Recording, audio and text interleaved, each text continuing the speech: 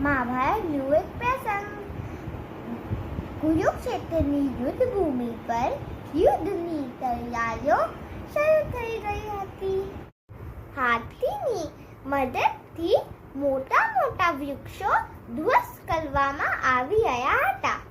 એવામાં એક વૃક્ષ પર એક પક્ષીમાળા અને એના 3 નવજાત શિશુ સાથે ભૂમિ પર પડ્યું.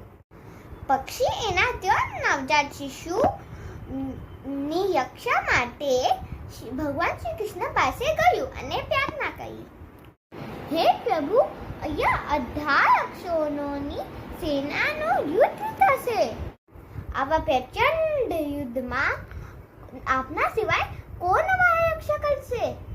પ્રાર્થના તો પ્રભુ સાંભળે છે ને.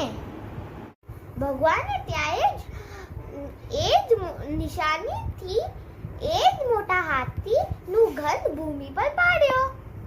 યુદ્ધ પૂર્ણ થયા પછી ભગવાને અર્જુનને એ ઘંટ પાડવા કહ્યું.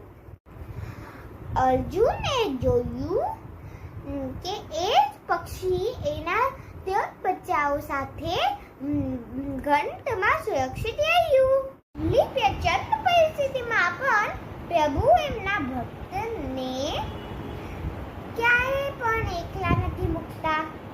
મોરલ ઓફ ધ સ્ટોરી: પ્રભુ પર પૂર્ણ વિશ્વાસ રાખો.